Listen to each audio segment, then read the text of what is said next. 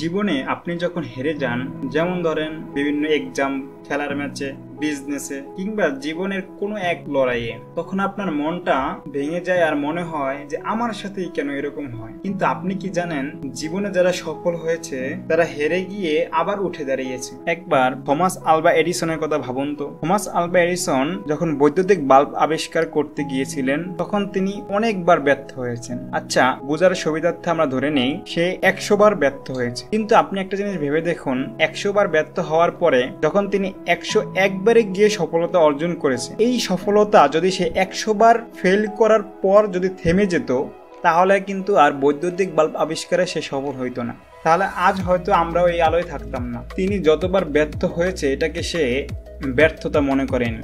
সে বলেছিল, আমি যে 100 বার হেরে গিয়েছিলাম এটা আমার ব্যর্থতা না, আমি 100 বার হারিনি, আমি এই 100টি ভুলের মাধ্যমে আমি 100টা উপায় শিখেছি।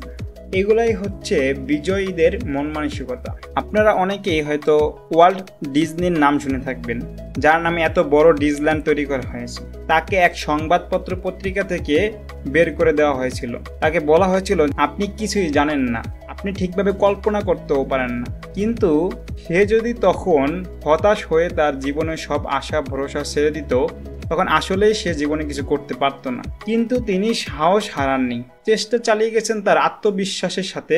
তারপরে সে ডিজনিল্যান্ড তৈরি করে ফেলে। আর যে স্বপ্ন কোটি কোটি মানুষের, এখন তার নাম সারা বিশ্বে ছড়িয়ে আছে। আপনাদের আরেকটি উদাহরণ দেই। হ্যারি পটার বইয়ের লেখিকা জে.কে. রোলিং হ্যারি পটার বইটি ছাপাতে 12টা প্রকাশনীর কাছে গিয়েছিলেন, সব কয়টি তাকে ফিরিয়ে দিয়েছে। কিন্তু সে যদি তখনই তার হার মেনে নিত, তাহলে শেষ পর্যন্ত 13 নম্বর প্রকাশনী যে তার বইটি গ্রহণ করছে এটি আর হতো না। আজ সেই বই বিশ্বজুড়ে কোটি কপি বিক্রি হয়েছে। তারা যদি হেরে গিয়ে থেমে যেতেন, তাহলে আপনি আমি এই অনুপ্রেরণা পেতাম না। তাই যখন আপনি হেরে যান তখন থেমে যাবেন না, নিজের ভুল থেকে শিখুন, মাথা উঁচু করে আবার লড়াইয়ে ফিরুন। আপনার কোথায় ভুল হয়েছে এটা বের করে ভুলটাকে সমাধান করে আবার নতুনভাবে আপনি লড়াইয়ে নামুন। আপনার ভেতরে যে শক্তি আছে সেটাই আপনাকে পরবর্তী জয়ের পথে নিয়ে যাবে।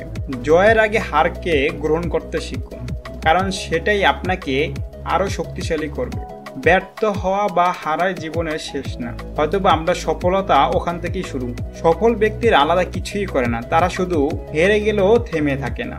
তারা নিজের প্রতি বিশ্বাস রাখে, কাজ করে যায় এবং একদিন ঠিকই জিতে যায়। আপনিও পারবেন। আজই প্রতিজ্ঞা করুন, আমি হেরে যাব না, আমি আবার উঠে দাঁড়াবো, আমি একদিন জিতবই। সবসময় নিজের থিঙ্কিংকে পজিটিভ রাখবেন যে আমি পারবই।